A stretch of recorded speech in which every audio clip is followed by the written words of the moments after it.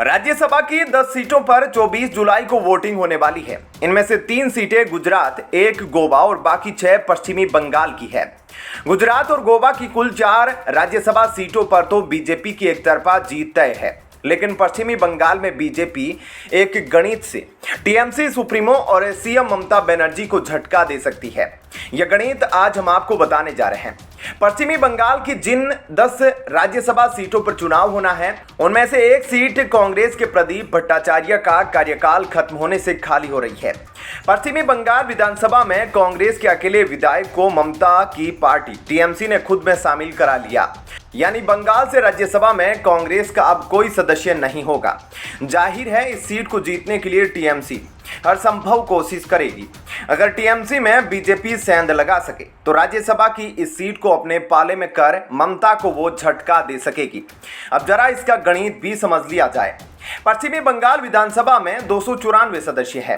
राज्यसभा की 6 खाली सीटों में से 4 को टीएमसी आसानी से जीतेगी। वहीं एक सीट पर बीजेपी की जीत तय है। अगर टीएमसी को 5वीं सीट चाहिए तो कुल 215 वोट चाहिए होंगे।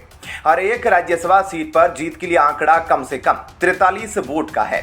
वहीं एक सीट जीतने के बाद बीजेपी के पास 34 विधायक बचते हैं। अगर बीजेपी टीएमसी में सेंधमारी कर 9 और वोट जुटा लेती है तो वो पश्चिमी बंगाल में 2 राज्यसभा सीटों पर जीत हासिल कर लेगी। इससे ममता बनर्जी और टीएमसी को तगड़ा झटका लगेगा। अगर बीजेपी पश्चिमी बंगाल की राज्यसभा सीटों में से 2 पर उम्मीदवार उतारती है तो मुकाबला दिलचस्प हो सकता है। खास बात यह है कि टीएमसी के कई विधायक जेल में हैं।